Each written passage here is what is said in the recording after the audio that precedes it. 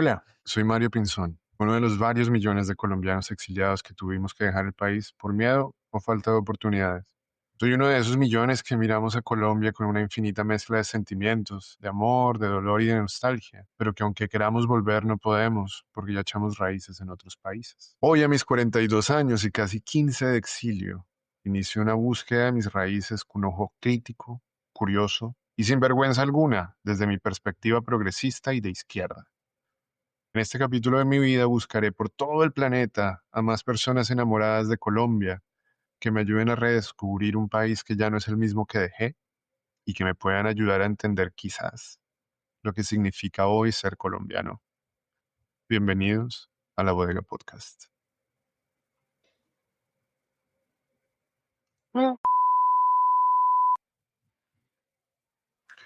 Hola, hoy quiero pedirle disculpas a todos debido a que por un fallo técnico que se escapa a mi pericia o talento como editor, este capítulo debió ser editado un poco a las malas, entonces pido disculpas si hay mala calidad o algunos errores en la edición. Muchas gracias a todos por su comprensión. Espero que disfruten el episodio con Mauro Bueno. Igual, no va a salir igual que la primera toma, porque pues aquí sirve para explicar que tuvimos una falla técnica en la primera grabación con Mauro. Bueno, entonces nos toca repetir y pues muchísimas gracias, Mauro, por prestarse otra vez para esta guachafita. Bueno, pues siempre que se pueda, yo estoy ahí dispuesto. Mi hermano, pues gracias por venir. Eh, Como te decía, la primera intención para invitarte, porque vos pues no te esperabas esta invitación, porque es bastante frívola. Vos sos como uno de mis tuiteros favoritos y yo creo que eres un referente para varias personas bodegueras por tu militancia y muy de izquierda, pero como de una izquierda petroescéptica, si te puedo ubicar bien. Sí, pues es que lo que pasa es que, digamos, la izquierda, lo que se considera como izquierda hoy en día, pues no me identifica mucho porque tiene más que ver con el progresismo liberal. Ajá. Entonces, yo no concuerdo con esa, pues, digamos, con esa forma de ver la política y de ver el mundo y la forma en que se produce. Eh, que está muy atado pues a eso del individualismo y de la forma de ver liberal, ¿no? Entonces no sos progresista. Ya No, te voy ubicando mejor. sí, yo me considero, no sé cómo meterme ahí, pues soy marxista de creencia y creo más en un cierto anarquismo para hacer cosas, ¿no? Colectivamente. Ok. Para mí el progresismo es eso, es más bien como hacer del liberalismo y el capitalismo algo más amigable, algo que es para mí totalmente contradictorio. La Ok. forma de producir, pues no vamos a lograr un capitalismo amigable que se le parezca. Sí, yo le confieso que yo tuve Entonces, una época que yo creía en el capitalismo, al menos no tan desquiciado, y le estoy hablando de hace 4 o 5 años, pero últimamente viendo hasta dónde ha llegado el capitalismo por empujar sus intereses y hablando directamente pues de los genocidios y de las guerras que están sucediendo, que son claramente en nombre del capitalismo, me han llevado a empujarme un poquito más lejos de la izquierda. Pero entonces ya entiendo, usted está más a la izquierda que yo. pues sí, o sea, igual la izquierda, digamos, a nivel mundial, creo yo que se ha dejado meter el cuento de que izquierda es no sé, respetar a los homosexuales o eh, usar cierto tipo de lenguaje. Entonces, digamos, eh, lo que se considera izquierda, por ejemplo, consideran de izquierda a un tipo como Petro, que pues, bueno, ya sabemos, mm, pues, allá ¿Petro pues, es de izquierda entonces que o no? ¿Petro entonces no es de no, izquierda? Petro no es de izquierda y lo ha dicho muchas veces. De hecho, en un Consejo de Ministros dijo que ese no era un gobierno de izquierda. Eh, Entonces, pues sí, y, o sea, más allá de lo que él diga, pues lo que hace es, no tiene nada que ver con la izquierda. Es que, o sea, para ser, digamos, sería bueno que él fuera de izquierda en la medida en que trabajara por los intereses de la clase trabajadora. No que, o sea, no, yo no estoy diciendo que un gobierno elegido popularmente y por medio de la democracia liberal, pues vaya a llegar un marxista o un comunista, mucho menos. Pero sí se identificó a la izquierda como o los políticos de izquierda como los que trabajan en pro de una clase que no es la clase burguesa o de los empresarios o Exacto. ese tipo de...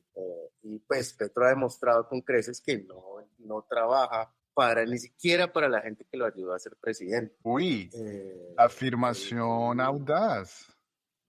Ok. él, él, por ejemplo, o sea, el primer ministro de Hacienda que llegó fue un man como Ocampo, que todos sabemos que ha trabajado para los grandes bancos internacionales, Fondo Monetario, el Banco Interamericano de Desarrollo.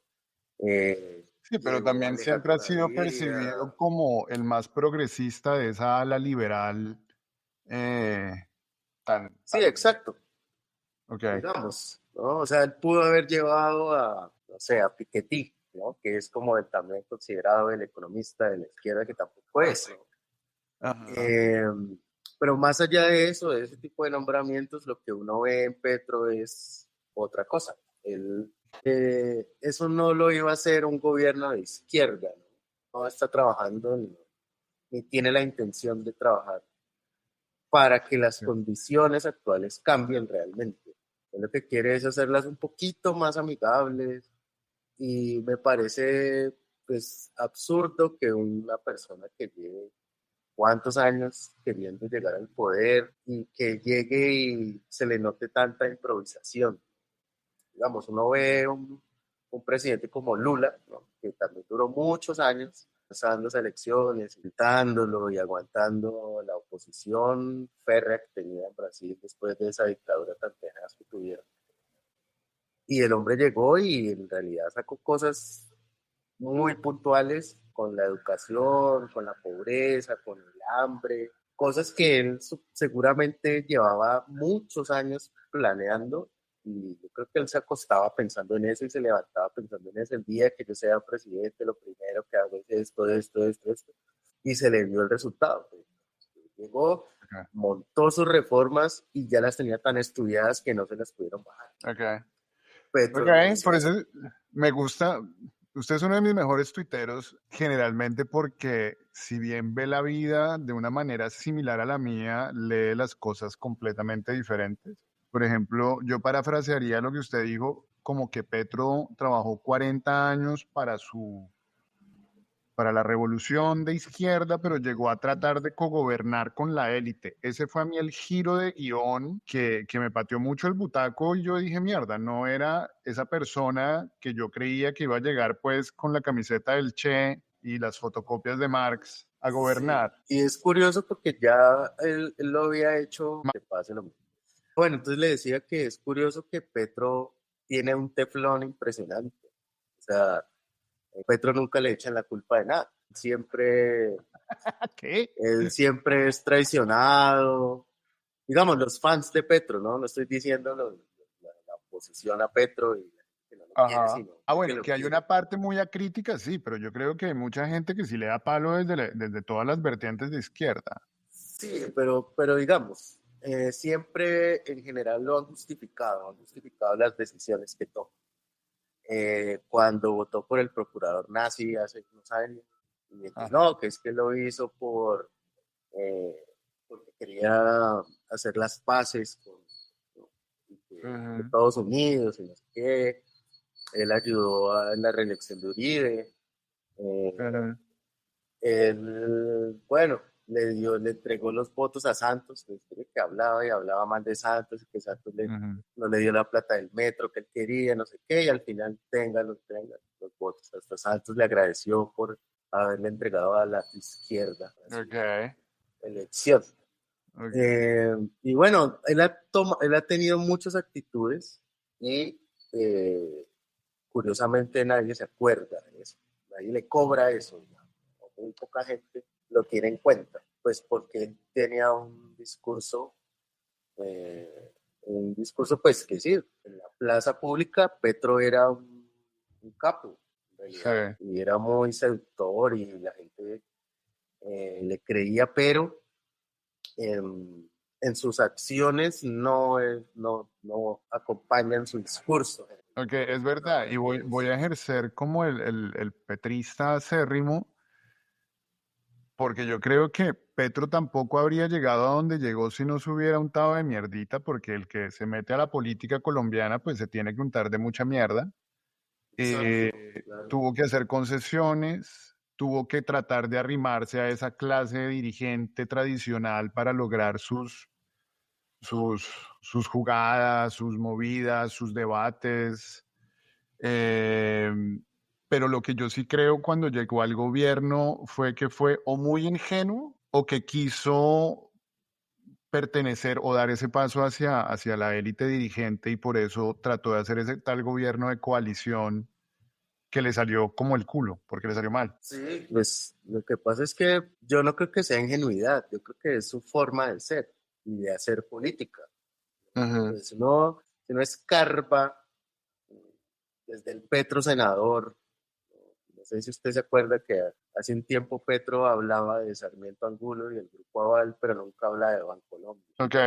Pero Entonces habla ahí va, del grupo, habla del sindicato antioqueño, del grupo empresarial antioqueño se habla. sí, pero hasta cuando Bancolombia lo compró Gilinski, Petro ya no habló mal de La Bancolombia. verdad, sí, claro, porque ya cambió de manos. Y Ok. porque Gilinski, o sea, le financió vainas y uno de sus grandes amigos, Bernot, no sé si se acuerda de él, está en la cárcel. Bernot, pues que ahorita volvió a salir a la palestra con este tema de quién fue, de un abogado hace poquito que que lo iban a arrestar, ¿no? Sí, exacto, ese mismo.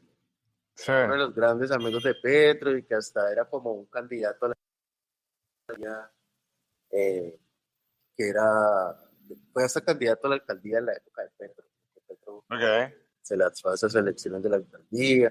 Bueno, digamos, todo ese tipo de cosas y ese tipo de vainas que tiene él por debajo son muy poco cuestionadas por la gente que lo apoya y Yo creo que hay la memoria. gente que lo apoya a medias, ¿no? Pero hay Que lo memoria apoya. y la gente lo tiene en cuenta. Pero pues sí, es verdad que la figura de Petro se ha construido sobre esa base idealista de, pues, del libertador, del prócer que viene a cambiar todo, pero Petro sí ha dado muestras y es verdad, incluso lo voy a aceptar, voy a hacerme la autocrítica, que yo no vi esas señales que usted menciona bien de su alcaldía, de sus pasadas acciones, de sus intentos de cercanía con el poder, pero le salió como el culo su jugada y vos en la primera grabación lo dijiste que Petro era un acomplejado y yo me reí, Sí, pero lo he estado analizando. sí, porque él quiere pertenecer a una clase en la que no lo están aceptando y le han dado muchas señales, pero él insiste, ¿no?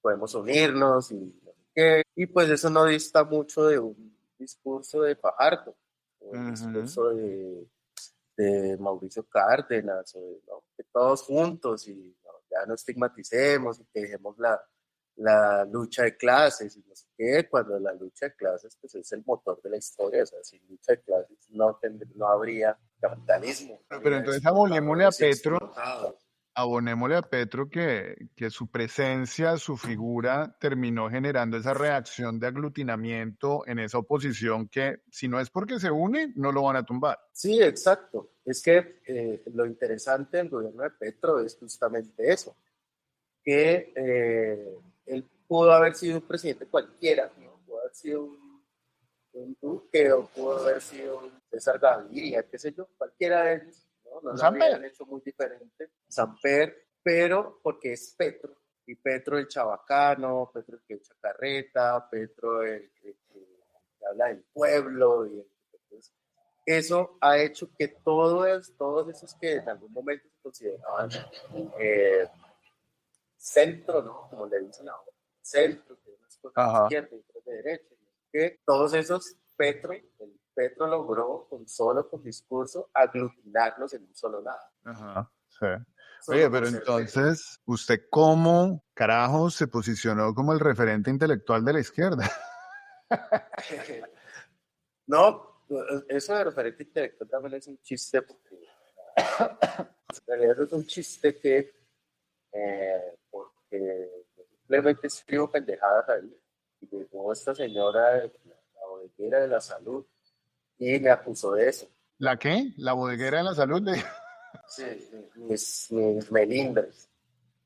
Citó unos tweets míos diciendo como, bueno, ¿y cómo es posible que este señor sea el referente intelectual de la historia? Pero no soy referente de nadie, por eso no tuve hijos. Y la señora insistía hasta que, ay, bueno, pues me lo voy a poner, soy referente. Ajá. Pero lo he Eh, confirmado. Por ahí ya varias veces varias personas han manifestado interés de escucharlo más. eh, Porque usted tiene como una doble capa de sarcasmo. Usted tiene una lente más aguda para ver el nervio que nadie toca. Paradójicamente, yo creo que eso es producto de mi formación como economista y politólogo. Ah, ok. Eh, Vamos allá. yo estudié economía, y después de que dije, no, pues, la economía es, eso que llaman economía no es economía, es nada, es una vaina ahí de aprenderse unos manuales y con eso hay que explicarlo todo, y si la realidad no cabe ahí, pues la realidad está mala. ¿Y cuándo Entonces se dio dije, no, cuenta de eso? pues al final cuando me estaba graduando, cuando estaba como terminando las materias, y llegó un momento en que dije, no, yo no sé nada. Lo que me sé son los manuales y yo veo que la realidad va por otro lado. Tal vez eso es porque lo que en realidad explica la vida es la ciencia política. Me fui a estudiar eso y tampoco. O sea, como, sí, me gradué inútil. Y bueno, pues ya, pues nada, ¿para qué sirve? Pues para dictar clases, para echar el mismo cuento a otra generación. Y con eso, 10 años, más o menos, 10, 12 años, fui profesor, hasta que empezaron a exigirme doctorado y yo me negué. Yo no voy a hacer doctorado, sabes que es una pérdida de tiempo. Y obviamente empezaron a quitar clases y tal, etcétera. Y bueno, he ido cambiando de oficio a lo largo de mi vida. Fui asesor de política de tiempo. ¿Y por Fui qué lo contrataron para qué de asesor de político? ¿Comunicaciones? comunicaciones, discurso, ayudarles a construir discurso. ¿Y cómo le fue ahí? Porque me imagino que no esperaban un marxista radical. Al contrario, pues por eso es que me llamaron. ¿Así? Ok. Y de hecho fue Twitter el que me dio esos trabajos. Veían lo que yo escribía ahí y seguramente vieron lo que usted vio y es como, bueno, este man está... Sí, pues claro, porque es que porque Twitter es inútil, Total.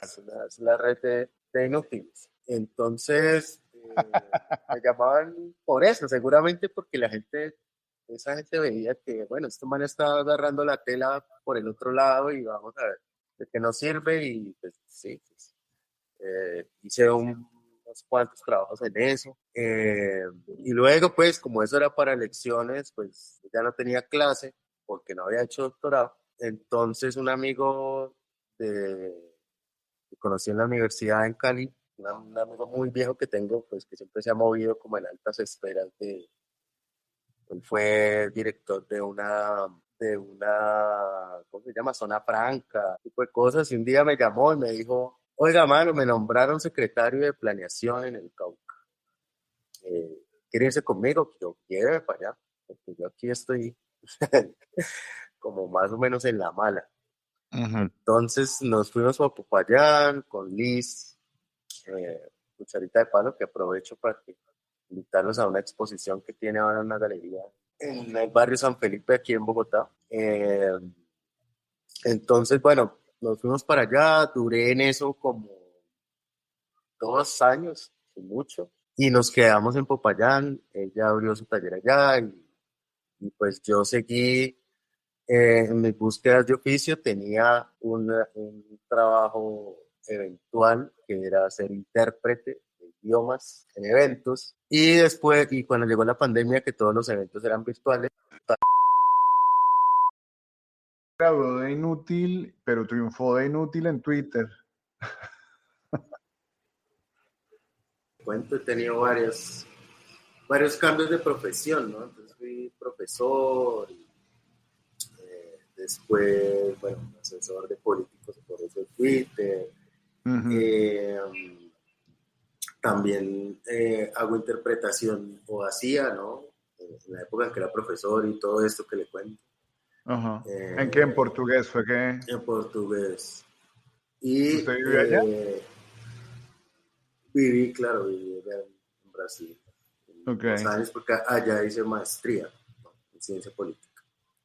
Fue su maestría allá. Lo único que aprendí fue a hablar portugués. Okay. Entonces el hecho de que usted sea un referente intelectual ya de por sí habla de una crisis intelectual en Colombia. Sí, imagínese yo ser referente. Okay. Igual los referentes de Twitter son como pobres, ¿no? O sea, en una época era Sandra Borda o estos manes así como el profe Restrepo. Sí. Nuestra generación nuestra generación yo creo que sí estuvo muy mal de intelectuales, nunca hubo un referente claro, pero yo creo que esta generación está dando un nuevo talento, yo creo, por ejemplo, Zambrano, Curcio, Mauricio Jaramillo, está el pelado Tomás Molina, está el pelado Nora.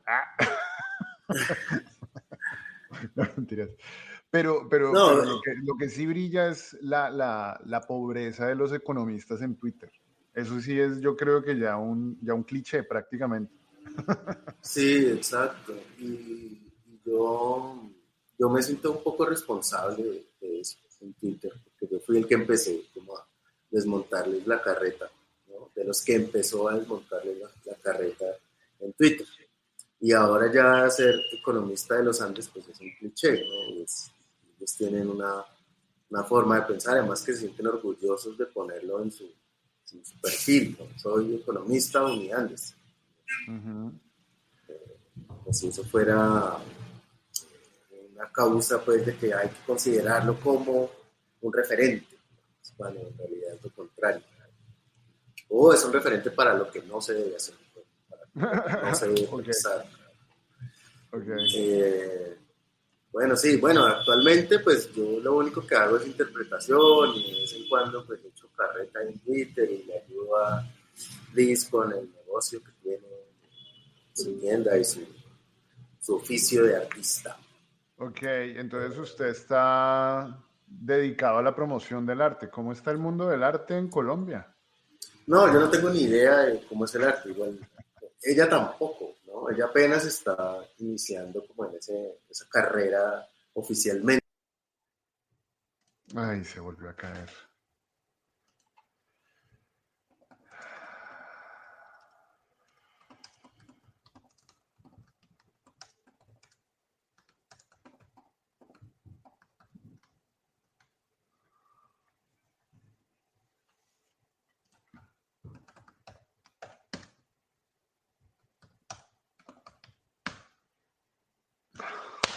¡Puta!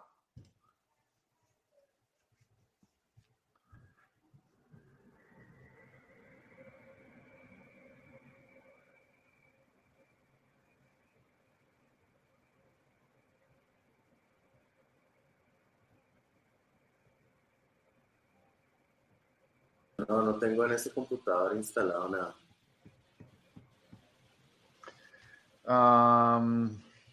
Ok, y entonces, ¿cómo ustedes decidieron seguir la vida del artista? ¿Cómo van con eso? Pues bueno, apenas estamos aprendiendo, ¿no? De cómo es el mundo del arte. Ahora que tiene la exposición, pues hemos escuchado críticas, ¿no? O ella, ¿no? Ha escuchado críticas de la gente que sí está en ese mundo hace rato. Sí. Y le ha ido bien en general, pero igual está aprendiendo. Pues lo que sí uno se da cuenta es que el arte también, como en todo ahora, hay mucho humo, ¿no? O sea, y en Colombia usted sabe que todo es muy aspiracional. para traer la Sí, palabreja. exacto. Todo tiene que ver Con rosca. con roscas, sí. Pues uno puede haber hecho cualquier mierda en una pared y si tiene amigos que le avalen eso, pues se vuelve usted un referente así, del arte. Uh-huh. Y lo que uno ve también es eso, que primero montan una obra que puede ser bonita, técnicamente perfecta, etcétera, pero a veces se queda corta en el discurso. Digamos, las obras me parece que no hablan por sí solas, que es lo que pasaba en el Renacimiento, qué sé yo, ¿no? Veían la obra y ya estaban hablando, no había que explicar nada. Ahora hay como, tiene que estar llena de explicaciones, tiene que haber un guía ahí diciendo, no, es que esto significa tal cosa y esto hace alusión a el hambre o yo no sé. Okay. Uno tiene que entender de otra forma. Pero Pero bueno, bueno, ahí vamos. los que seguimos a Liz sabemos que pues además de artista plástica tiene una pluma fuerte detrás. Sí, de hecho, que su oficio original era la escritura y lo del dibujo y la pintura es reciente y lo ha cultivado en años recientes. Ok. Yo creo que el día Pero que su supimos que oficio usted se es levantó a la... Liz, el día que usted se levantó a Liz fue un día triste para Twitter. Yo creo. seguramente. O sea, yo la conocí, yo la conocía de Twitter, no la conocía personalmente, pero sí, obviamente ya era muy famosa.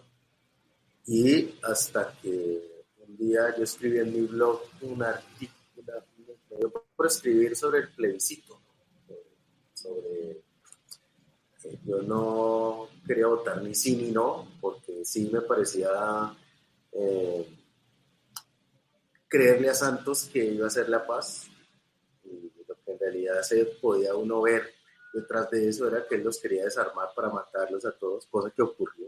Y fue lo que dije en Entonces, esa época. reitero, usted no votó en el plebiscito. No, Ah, usted no vota.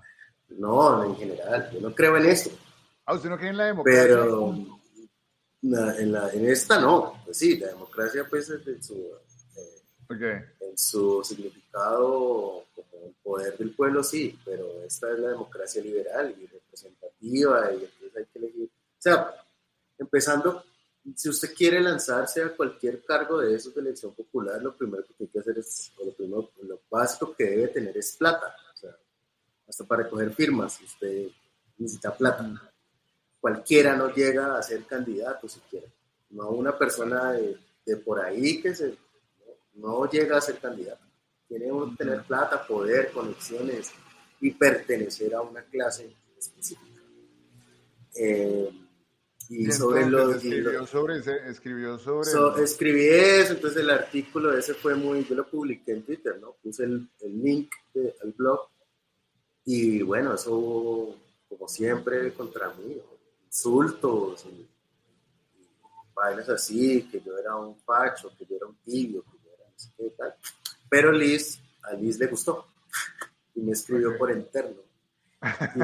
Y yo le dije, ah, sí, bueno, entonces camine, nos tomamos un café. Y ella me mamó gallo como 2 meses hasta que me aceptó el café.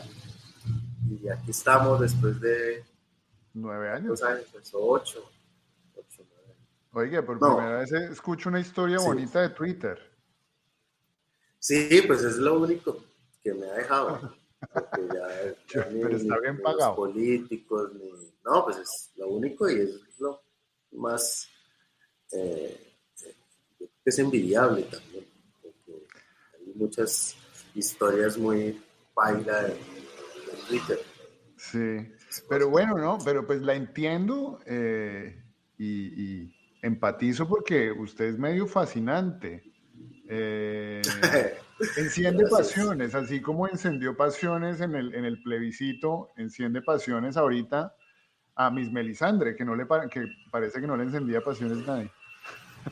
Sí, pues seguramente. Y ella, sí, es gente que en realidad quiere figurar, ¿no? Es como Sí.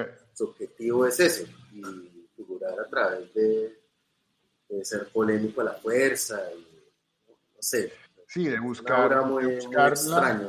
la manera sofisticada de generar conflicto. Pero bueno, volvamos al tema del plebiscito. ¿Usted por qué no votó y cómo lo leyó?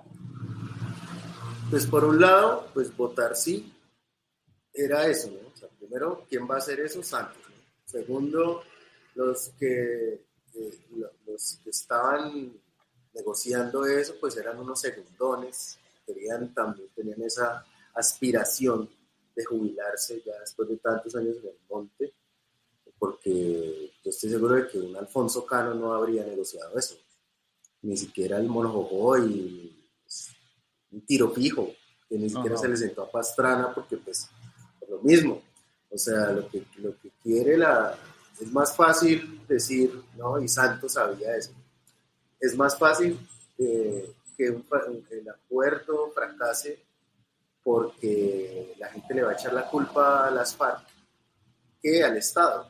El Estado incumplió de principio a fin Uh-huh, y le sigue incumpliendo, uh-huh. que era lo que yo decía en ese momento. Y es que es más fácil que el Estado incumpla y eso se quede así a que la puedan cumplir. O sea, las FARC no tienen otro remedio porque van a estar desarmados Uh-huh. y les va a tocar cumplir y les va a tocar someterse. No hay, de eso no hay ninguna negociación. Y Ok, los entonces que, el plan, pues, según usted, el plan de Santos era lograr el acuerdo y luego incumplirlo.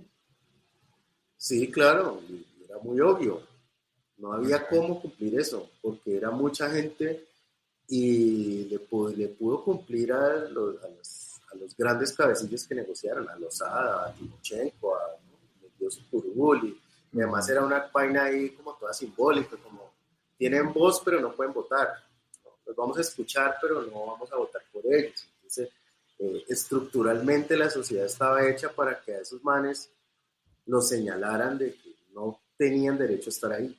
Sí, ellos venían con Entonces, su cordón sanitario ya bien cerrado sí, claro, o sea, la gente no los quería y Santos sabía eso y nadie y podía acercarse. Sí, claro. los podía someter y ya.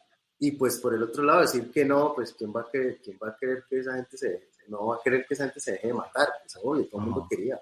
Pero fíjese que era más sensato el no, que era como vamos a guerrearlos a plomo limpio, ¿no? Y nos vamos a Ajá. matar con ellos y los vamos a derrotar militarmente que Ok. la propuesta de Santos, que era quitémosle las armas, condenémoslos allá a unos pantanales donde no hay agua ni luz, y los de hambre, y después ahí sí nos queda más fácil bolearles bombas y plomo y decir que es que no cumplieron y vendieron a las armas. Ok.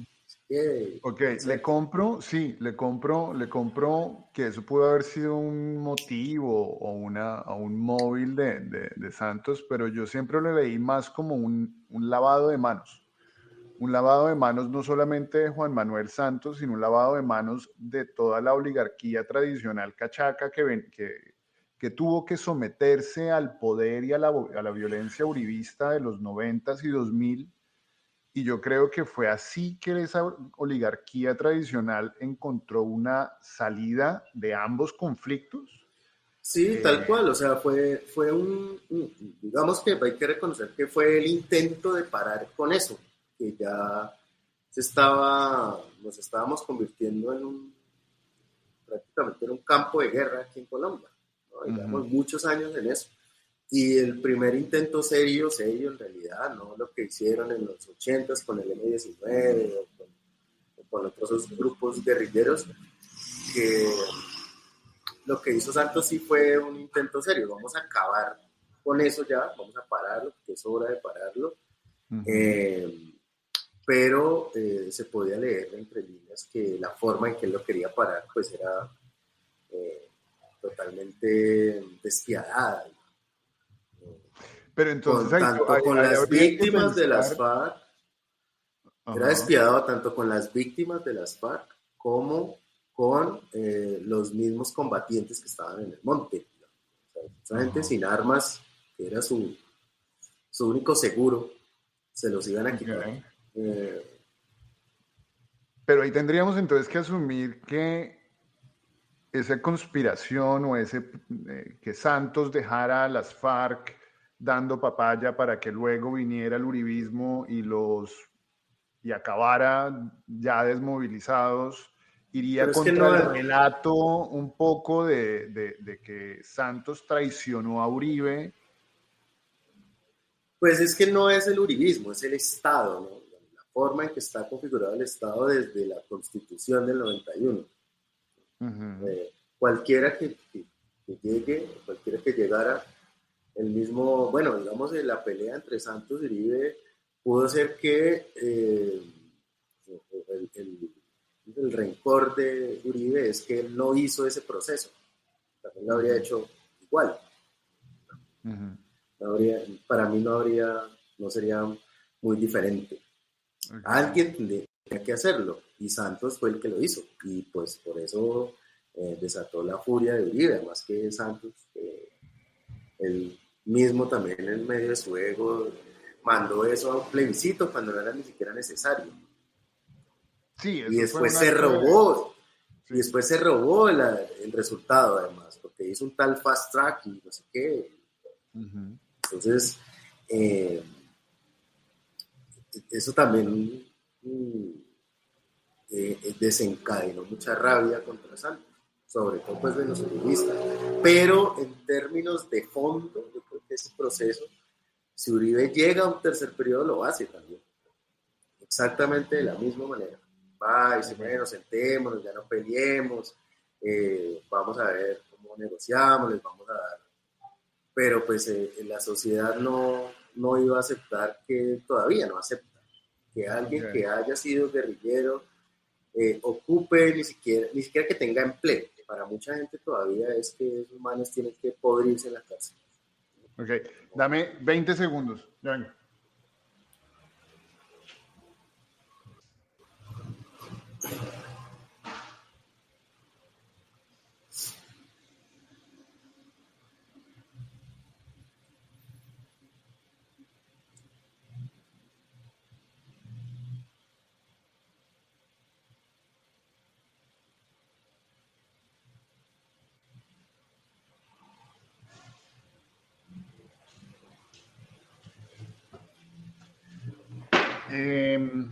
Bueno, ahí voy a tratar de unir un par de temas que quería seguir, primero que todo enmarcándolo un poco como desde el plebiscito.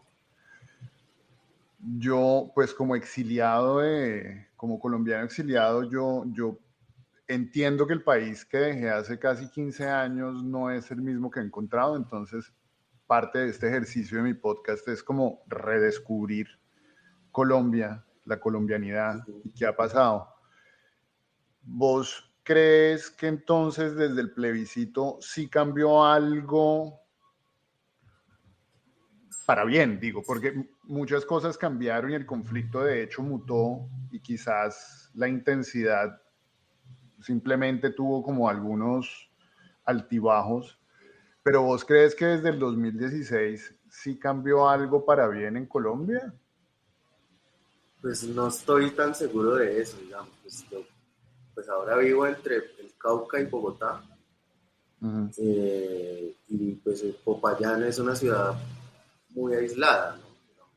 Popayán, adentro de Popayán, en la ciudad no pasa nada de ese conflicto, o no se puede leer mucho de ese conflicto que hay alrededor de Popayán, lo que pasa en el norte del Cauca, lo que pasa en la bota caucana en el sur, y en el macizo colombiano, que es un conflicto extendido, o sea, muy intenso, y que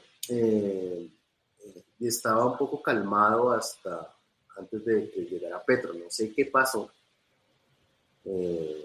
pero ahora está otra vez intensificándose eso.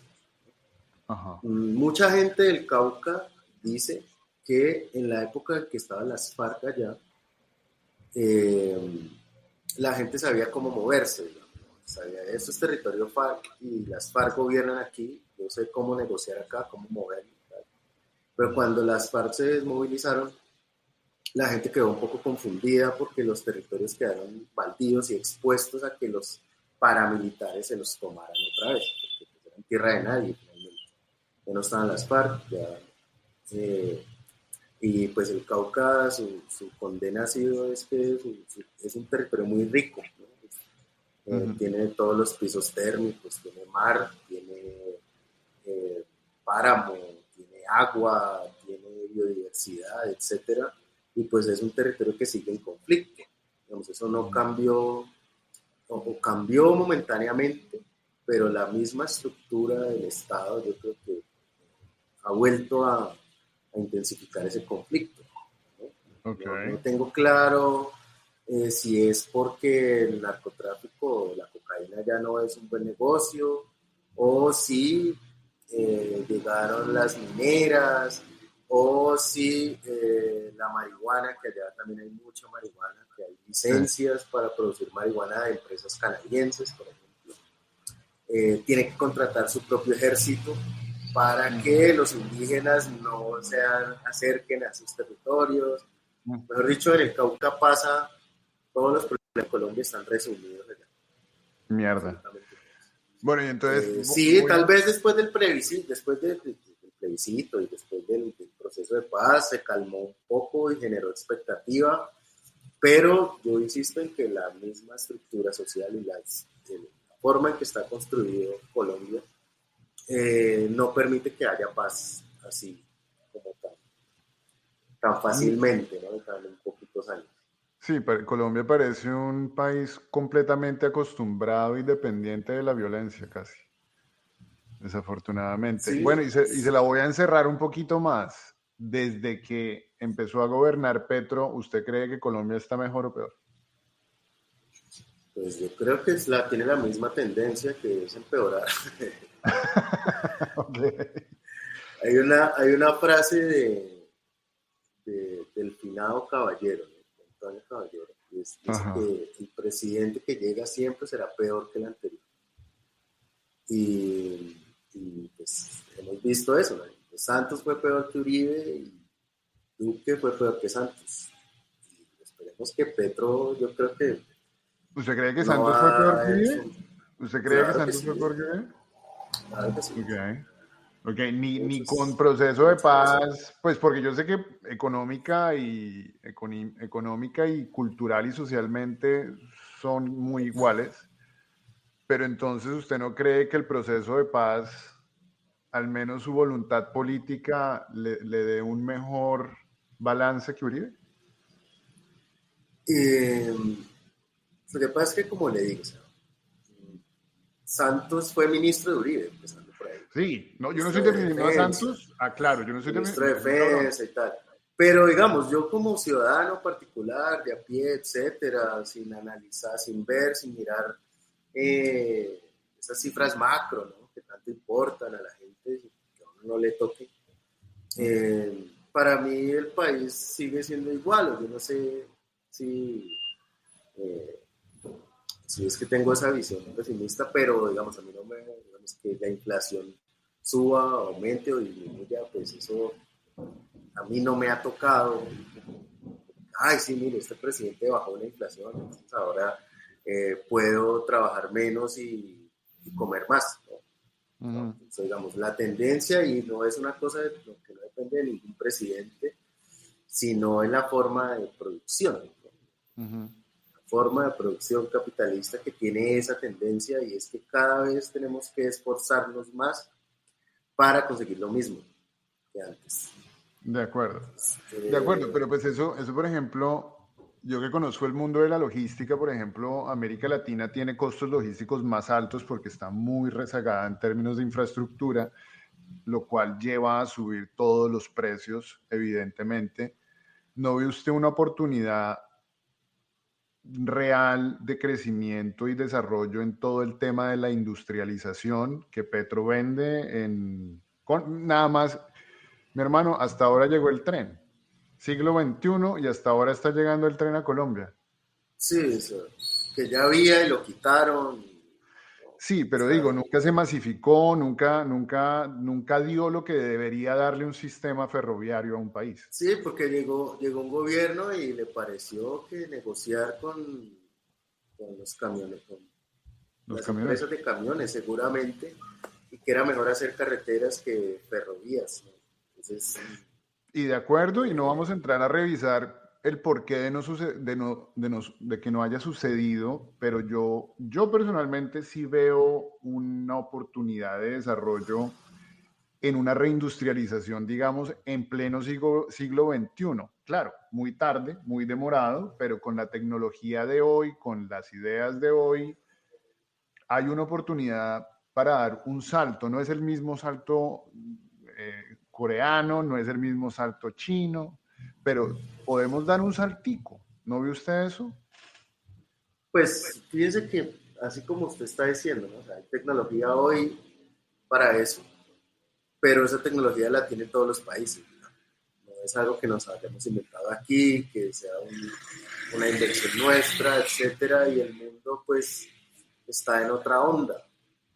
El mundo no es igual que cuando los países empezaron a industrializar.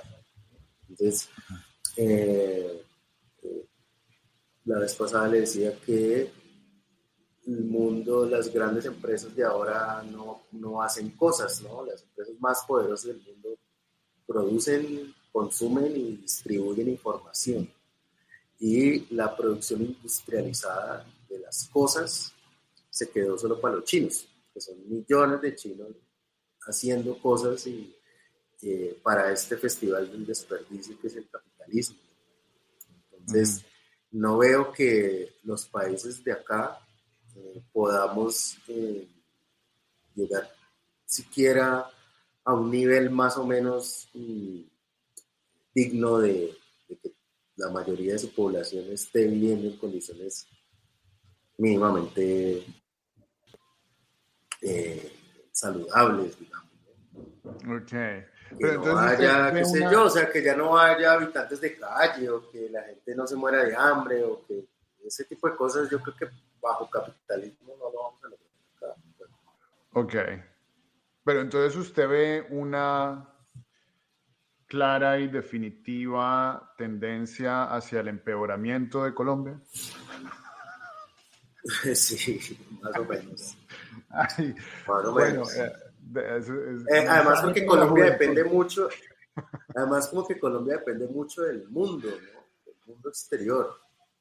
Y siento que Colombia es nos... insignificante. Eso es algo que el colombiano de a pie no lo tiene muy claro, Sí, muy exacto. en su Somos cabeza, que la gente cree que insignificantes. Colombia es el ombligo del mundo, que el planeta No, habla de Colombia, que el país, que al mundo le interesa Colombia, pero en realidad Colombia es bien no, insignificante. exacto, no. Y por eso, o sea, digamos, mientras nosotros tengamos comida acá, pues no nos vamos a morir de hambre. Ujú. Y eso es lo que lo que sostiene a Colombia, es eso, que tenemos pues como una posición que nos permite por lo menos que haya comida, que la Ujú. comida, las frutas, todo eso, que sea barato. O sea, nada más la diferencia que hay entre los precios de la comida entre Bogotá y el Cauca es abismal. O sea, en Bogotá es 3 veces más caro que comer en Popayán. Ujú. Eh, Pero usted se volvió para Bogotá, entiendo. No, estamos entre allá y acá, porque allá en Popayán tenemos un espacio, tenemos la casa. Ajá. Ahora este año hemos estado más acá en Bogotá porque estamos reestructurando, reconstruyendo esta casa que era del papá de Liz para volverlo una especie de centro cultural, construirlo pues en colectivo y etcétera, de Es una su manera soñada más comuna, autogestionada. exacto, su soñada comuna anarcomarxista primitivista. Eso, más o menos, estamos trabajando. Sí, porque no se trata solo de echar carreta como Petro, sino de tomar acción, ¿no? Hacerlo, no depender de Ok. más que de nuestra comunidad. Desde que no se vuelva Hare Entonces, Krishna, no, no, todo. no, tampoco. A mí me gusta mucho la carne. Ok. Ay, mi hermano, Eh, qué chévere conocerlo. Chévere ver bueno, esa Mario, mirada más crítica de la que yo tenía, porque digamos, yo en mi ansia de cambio, de que esperaba cambio, de que saliéramos del uribismo, de esa mentalidad tan paraca que se tomó a Colombia, la cual me expulsó a mí del país, Yo sí caí un poco en esa ilusión de que pues, la izquierda algún día podría llegar a cambiar las cosas y yo sí creí que Petro iba a hacer esa revolución, pero vos pues has sido de esas voces que hay veces como que, ¡pum!, me baja al suelo y es como, no todo es como tú lo piensas. Entonces te agradezco tu agudeza y tu astucia. Bueno, pues de nada. No, pero yo sí creo que digamos, está todo tan contradictorio y Colombia ha sido pionero en esa dere- derechización camuflada de democracia, ¿no? Esas dictaduras disfrazadas de democracia. Dicta blanda que Que, le dicen por ahí. que mire que el mundo está así, ¿no? Nosotros ya pasamos por ahí durante mucho tiempo. El discurso de derecha aquí en Colombia, pues, al final de los 90 y a principios de los 2000 es algo que apenas está llegando a Estados Unidos y está llegando a Argentina, bueno, Argentina no, pero llegó a Brasil, ¿no? Y Brasil en esa medio disfrazado de democracia pusieron a Bolsonaro y Estados Unidos ya lleva 2 elecciones de Trump. Bueno, ya hemos recorrido un camino que tal vez muchas partes del mundo no lo han No, recorrido. Es ahí como que estamos sí, de o sea, acuerdo. Yo creo que ha habido dictaduras militares y declaradas, ¿no? Colombia siempre ha sido una dictadura que no fue civil, declarada nunca. una dictadura civil. Y eso es lo que está pasando es lo que está pasando en el mundo, el resto del mundo. Usted ve Italia, Vox en España, o no, pues no, es que ellos piensan diferente. No, es que el que piensa diferente, pues pensar diferente es que ya van en que te estamos viendo un genocidio en vivo. Y nadie puede hacer nada, porque Sí. ellos, no, es que ellos piensan diferente. Comulgo en eso, Entonces ya porque pasamos en lo por que ahí. vos dices, yo también lo he pensado y quiero creer que esa experiencia tan amarga y tan sangrienta que tuvimos con la extrema derecha uribista, yo quiero creer que eso nos va a inocular una cierta prevención de cara al 2026, espero.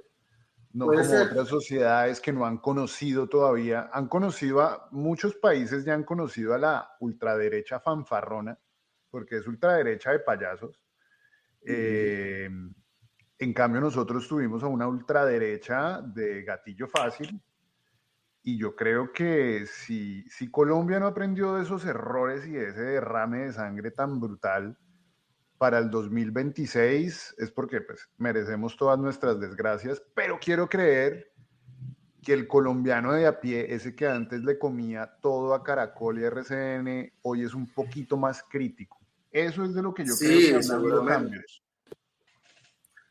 Seguramente porque la información es diferente, ¿no? Y ya uno puede interpelar al que está eh, emitiendo la información, ya hay canales diferentes, hay, no sé, radio, podcast, periódicos que no hacen parte como eh, esos medios tradicionales y de hecho ha sido todo tan paradójico y contradictorio que la gente para ir a esos medios tradicionales, para consumir esa información, ahora tiene que pagar. Se normalizó eso, que uno para leer un artículo tenga que pagar en Sí, internet. Y pues la gente, pues si es racional, pues va a buscar la información en otro lado donde sea gratis.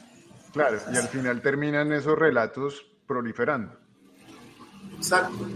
Y los medios tradicionales están desprestigiados. Vale, y eso quería Eh, entrar ahí, ya dejando claro pues que usted no es una persona ni petrista, ni, diga, no, yo no ni voto. progresista, y mucho menos uribista. ¿Cómo describiría usted o calificaría usted el rol de los medios hoy en día? Porque hoy estaba hablando con un amigo uribista que me dice que no, que los medios pues son un poquito tendenciosos, pero no demasiado sesgados. No, los medios son propaganda, ¿no? O sea, los medios tradicionales son propaganda y la propaganda es clara, no solo aquí en Colombia, pasa en toda parte. Eh, Antes eran muy respetados y se suponía que por la forma en que en que estaba, en que la sociedad que teníamos, que era que no había, yo no sé si es una sensación mía, pero la generación de mis papás no había tanto de rebusque, no había tanto desempleo, no había tanta queja, digamos, por eso. La gente tenía casa. Mm. Ni Eh, tantos diplomas. y no había tantos diplomas al mismo tiempo.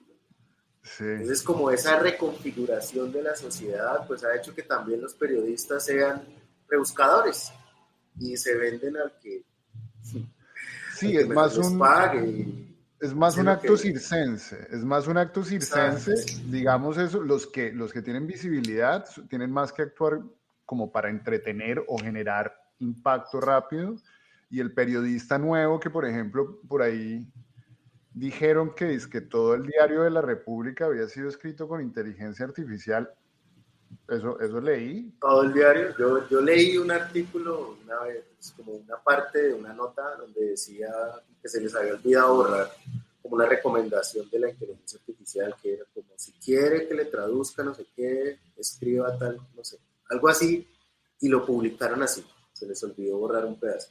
Y Y ayer, ahora, eso fue en el Heraldo, creo que ese fue fue en en el el Heraldo, Heraldo, bueno, creo para que mí ese todo fue en eso el es lo Heraldo. mismo. Heraldo, La República, Vanguardia, eso es lo mismo. Pero ayer vi a su competencia y referente intelectual del bando contrario, la magnánima y omnisapiente Jerome, Ush, quejándose. no me ponga a competir con esa señora, que todavía no es una señora, no es una pelada.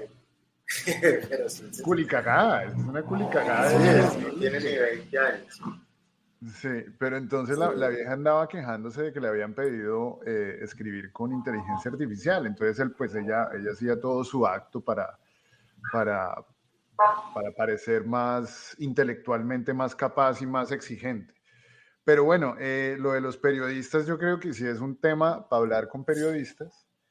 Eh, y yo le quería hablar entonces de la academia, porque usted es una persona que tiene, digamos, más argumentos que yo para hablar de la academia, porque fue profesor 10 años, y no quiso hacer su doctorado porque me imagino que algo le disgustó en la academia. pues no me sentí de ahí, digamos. ¿No? O sea, digamos, también la academia en ciencias sociales es, por lo menos, es una pose. Entonces uno tiene que estar eh, leyendo, o sea, tiene que estar pegado a unas cosas que no están pasando en el mundo, eh, en el mundo real en este momento. En la academia uno no sabe, y en la vida tampoco, uno no sabe qué está pasando, ni mucho menos lo que va a pasar. Uno sabe lo que pasó con los ojos de ahora y lo lee con los ojos de ahora lo que ya pasó. Uh-huh.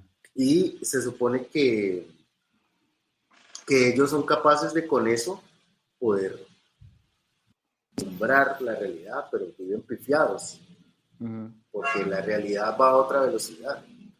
La cantidad de información que tenemos hoy en día es absurda.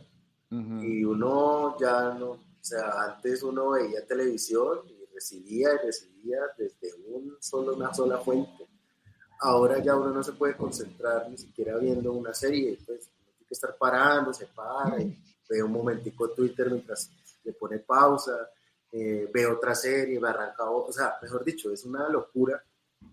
Y pues yo no me sentí en la academia, sí, digamos que lo intenté, pero eh, no, como no me sentía de ahí, creo que no le puse toda la intención, ¿no? En el Uh-huh. fondo de mi corazón decía, ojalá no pase, porque yo no me veo en 5 años en esta vuelta. Lo estaba haciendo porque era en su momento como una forma de escapar, ¿no? O de labrarme un futuro, digamos, inmediato.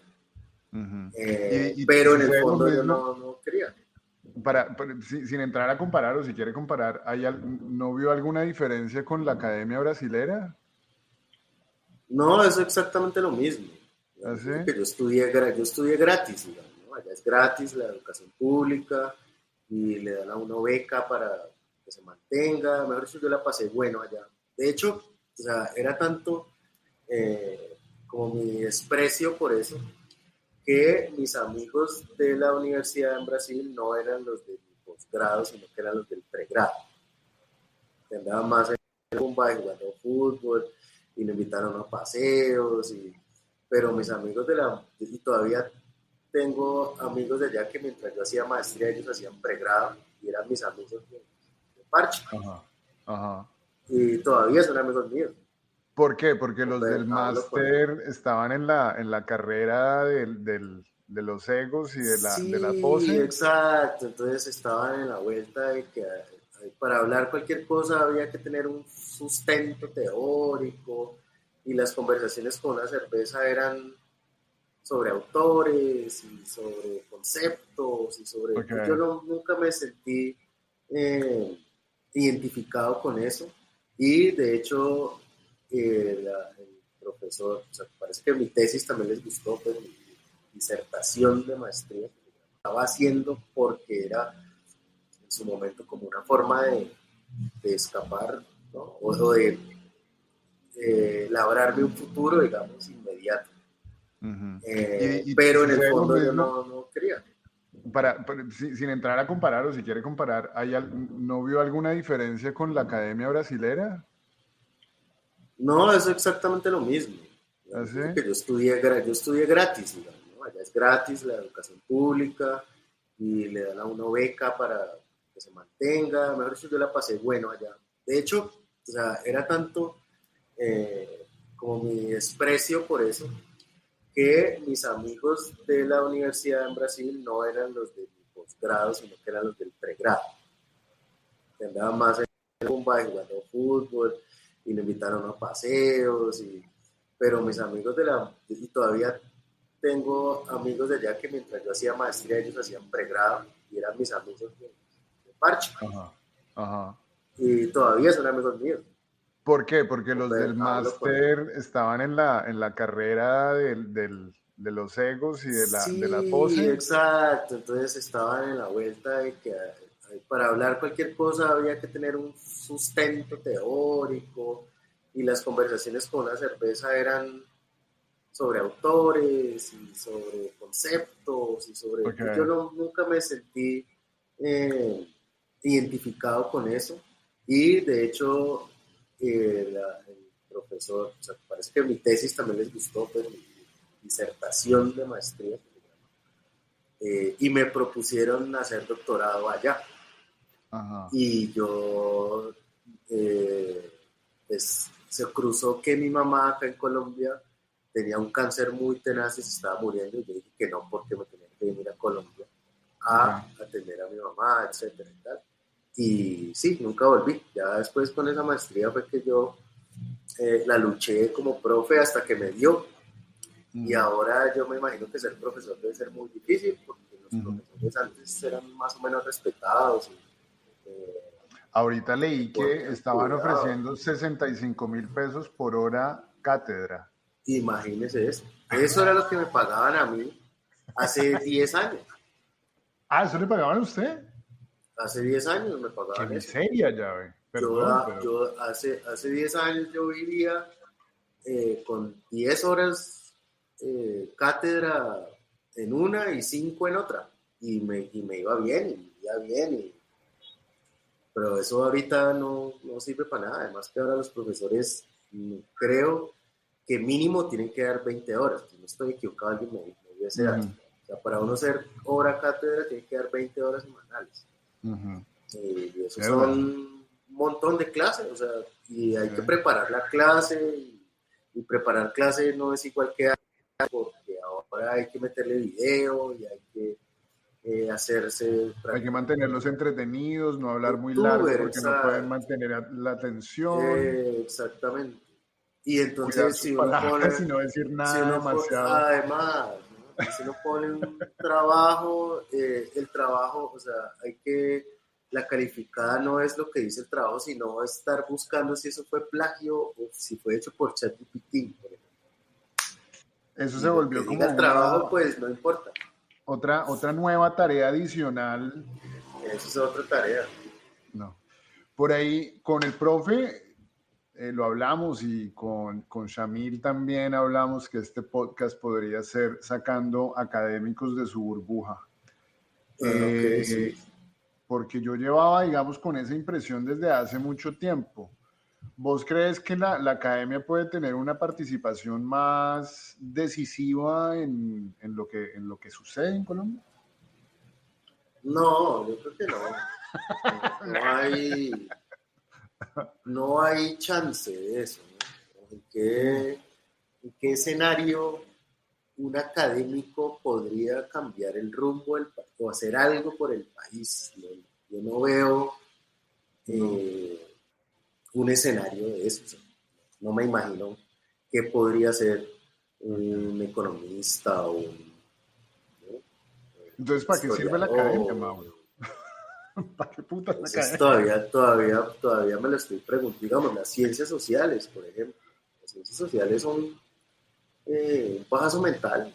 Es como una cosa ahí de sobarse el ego. En una época era una carrera, ¿no? Entonces la gente escogía eso porque le iba a asegurar el futuro siendo profesor toda la vida y las universidades lo iban a tener ahí como, y entre más viejo pues mejor, ¿no? Porque era más sabio y porque tenía más experiencia y tal, pero ahorita eso ya no es así. O Okay. sea, los profesores ahora son muy jóvenes y no tienen mucho que contar además.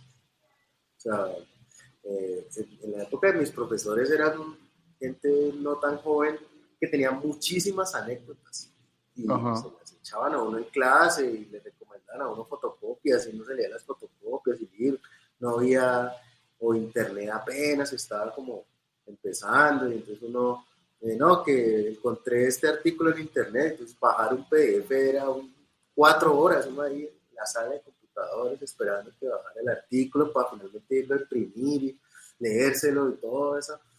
Y pues claro, no, la información de uno académica eran los profesores, que le echaban a uno cuentos y con su experiencia.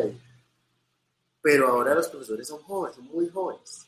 Y ellos no tienen mucho que contar porque ellos no han salido del mundo. Se le han pasado en un salón de clase haciendo pregrado, que salieron del pregrado a los 19 años, 20 años. Luego hice una maestría y a los 23 están haciendo un doctorado y a los 26 están apenas saliendo del doctorado, pues van y enseñan. ¿Pero qué van a enseñar? Lo Salen que expertos en está, pensiones del colegio ahora. por ejemplo, ¿qué le puede enseñar a un man de 24, 25 años de la nada? Ajá. Nada, o sea, entonces, en ese sentido, pues la academia, no, digamos, está en una decadencia y ya hemos visto como académicos, los llamados académicos, como Joel Ackerman, como Sandra Borda, que se meten a política, o Joel Ackerman y el profe Restrepo, que se venden por plata para Chiquita Brands, Sí. Pero ese Yohir de tipo de académico cosas. no tiene nada.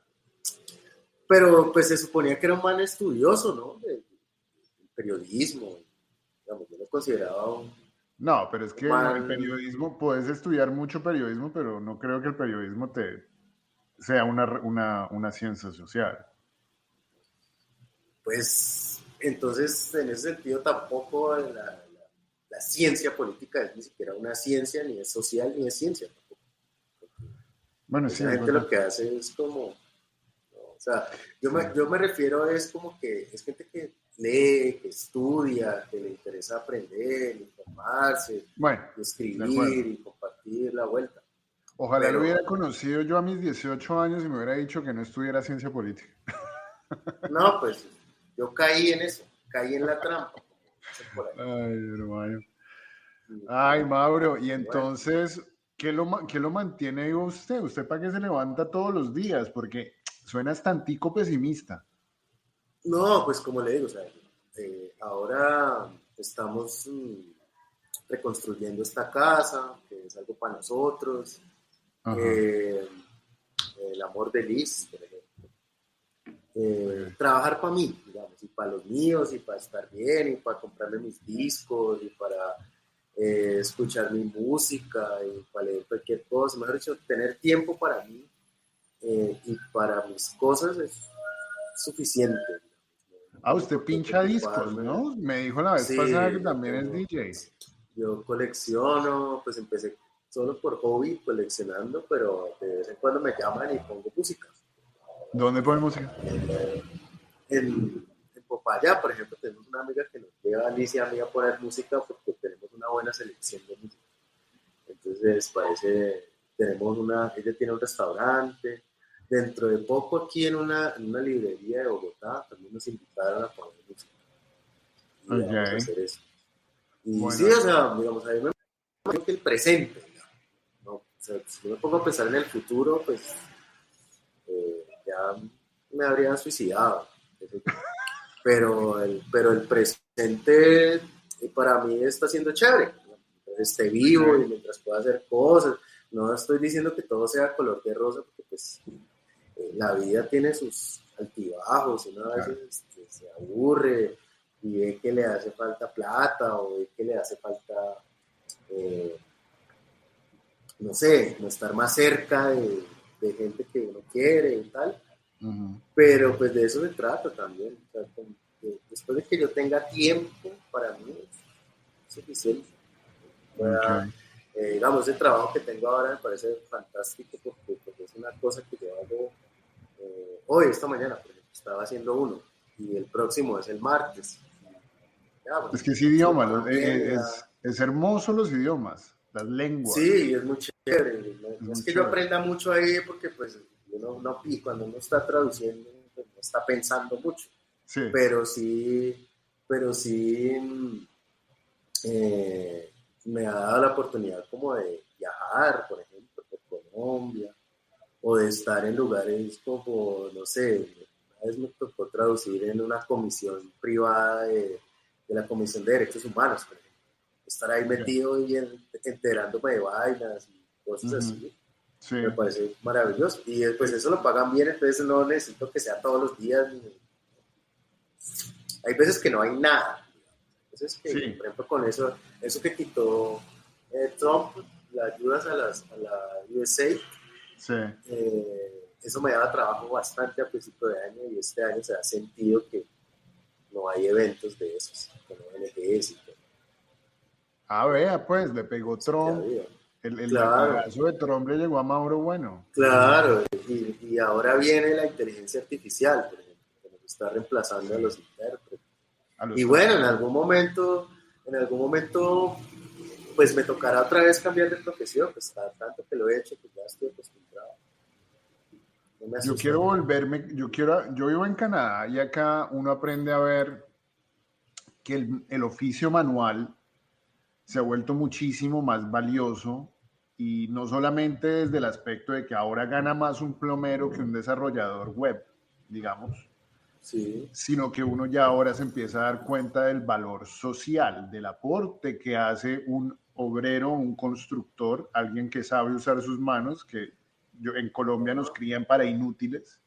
En sí, Colombia el trabajo cierto. manual está muy mal visto y yo aquí quiero volverme no ruso, pero un obrero calificado, porque aquí tengo que hacer Sí, saber cursos. hacer algo, digamos, Exacto. saber hacer algo con las manos, Saber hacer algo con las porque manos, y yo creo que eso a nosotros nos hace tanta falta en Colombia, aprender que no solo por pagar 20.000 pesos al mono de la esquina, en Colombia nos pintan la casa, nos hacen el aseo, nos lavan los cucos, nos cocinan, porque creemos que esa sí, es la buena forma de vivir, y es al contrario. y fíjese que pues si yo quisiera como ver el futuro, ¿no? Si yo me aventurara como a eso, yo diría que lo que más va a ser apreciado en un futuro muy próximo es eso, ¿no? El trabajo manual, ¿no? Y que algo tenga trazas de error, porque lo hizo un Ujú. humano, ¿no? Entonces Sí. se va a identificar que no, esto tiene un error, entonces esto lo hizo alguien, vale más. Por eso Ajá. el arte, pues tiene muchos años de vigencia, un siglo, y Quiero pensar lo nunca, mismo nunca ha porque la perdido inteligencia vigencia. artificial también está haciendo mucha arte Uh-huh. y muchos artistas están utilizando herramientas digitales para hacer Sí, su arte. por ejemplo, el año pasado que hubo la COP 16 en Cali. Sí. En un evento de esos, uno de los oradores agradece, no, quiero agradecerle a los traductores que están acá, no sé qué, yo sé que ellos están asustados con la inteligencia artificial, pero imagínense que un evento de estos no va a traer nunca traductores artificiales, porque ustedes saben que la inteligencia artificial gasta mucha agua y no sería coherente con nuestro discurso traer inteligencia artificial y reemplazar la mano humana en estas cosas, entonces no se preocupen y tal, entonces como la discusión tiende a eso, de la ecología, es probable que tampoco la inteligencia artificial nos quite ese trabajo. Bueno, pues esperemos. Esa es mi parte optimista, digamos. Pero bien, no la encontré. Y ya que lo tengo en este momento optimista y jugando al futurólogo, ¿qué va a pasar el próximo año en Colombia? Si las elecciones fueran hoy, gana el que dice Petro, digo. ¿Sí? Ok. Porque la derecha se quedó sin discurso, o sea, no tiene discurso. Nada, cero, sí. No tiene discurso y atacar a Petro no les ha funcionado y al contrario lo ha como inflado más. Pero bueno, faltan unos meses y sabemos que eso se define faltando 2, ¿no? Así le pasó a Rodolfo, nadie daba un peso, así le pasó a Duque.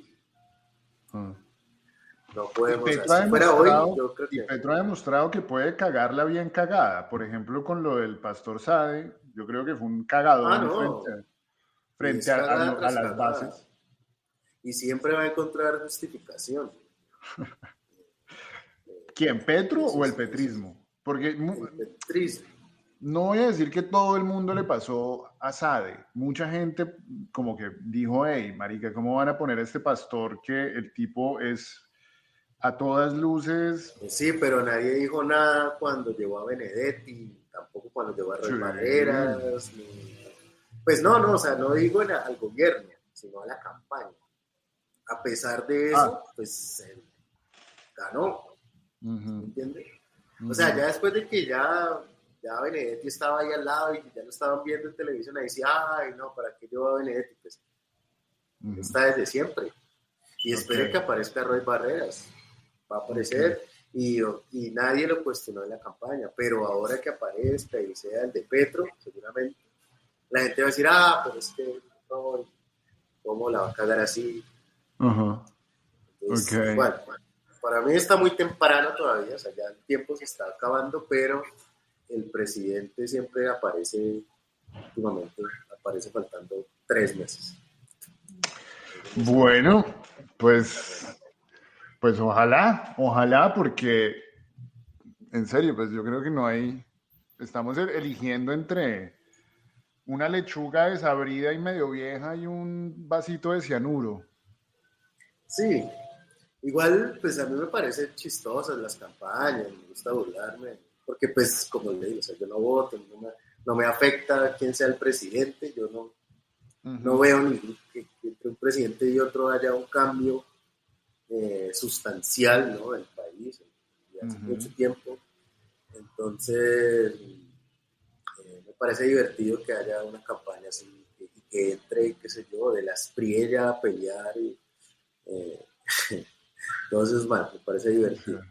Va a ser divertido, pero también un poco angustiante, cómico y anticlimático ver tantos idiotas, porque pues no hay un ejercicio mental para la gente que está buscando, digamos, mejorar el debate. Yo creo que Petro ya lo llevó, fue al lugar de la pantomima y de demasiada grandilocuencia, y él ya quiere pues declamar. Sí, no, el debate no va a mejorar, porque la gente no quiere oír cifras, la gente quiere oír es que les vamos a matar a los malos y los vamos a meter a la cárcel, y ese tipo de cosas que cada vez, de unas campañas para acá es lo que pone a los candidatos a sonar, ¿no? Ser entre más absurdos, pues más los aparecen pues en los medios y, y están más opcionados. Bueno, pero ya después de casi 3 horas de charla, yo creo que ya puedo concluir que usted no es ni bodeguero, ni petrista, ni va a votar. Ah, bueno. Y, y, y la gente pues, me dice petrista y todo, pues por lo mismo, porque la gente cree que la izquierda, ¿no?, es en realidad algo como Petro. Digamos que hay gente que dice que Fajardo es la izquierda, o que María José Pizarro, o bueno, todos esos personajes como un poco más bien pensantes, y como que todos debemos unirnos y no peleemos, y no, o sea, eso no es izquierda. Sí, eso, no, esos son discursos Y, insulsos ahí y, posudos, y, más posudos sí, o que sea, otra cosa. Ok, pues mi hermano Mauro, muchísimas gracias por la paciencia porque se nos cortó bueno, muchísimas veces esto. no, con mucho gusto, y cuando salga, pues yo lo promocionaré porque De una, y para hablando de traerle promoción, más oyentes. chévere, gracias por eso. Y hablando de promoción, bota ahí la pauta completa de la exposición de Liz. ¿Dónde es? Ah, ok, es una galería que se llama Vértigo Contemporary, Ajá, y queda en el barrio San Felipe, que es un distrito artístico que hay ahora. ok, Entonces, la dirección es calle 75 2350. listo. Es totalmente gratis, la ¿Hasta cuándo entrada está? está hasta el 24 de agosto. Y este sábado hay un conversatorio entre Liz y el galerista para hablar del proceso y para hablar Ok, eh, de la concepción de la obra en general. Y espero pues, que la listo, gente que oiga aquí el podcast pues vaya y a hablar. listo. Pues mi ¿Cómo hermano, está? que les vaya muy bien. Bueno, Mario, gracias por Muchas la invitación gracias. otra vez. Sí, y pues si se daña, hacemos toma 3, pero viajo a Colombia y lo hacemos en vivo o algo. Listo, sería bacán. Vale. Mi hermano, muchas gracias. Un abrazo. Estamos Nos hablando. vemos pues. Chao. Chao, pues.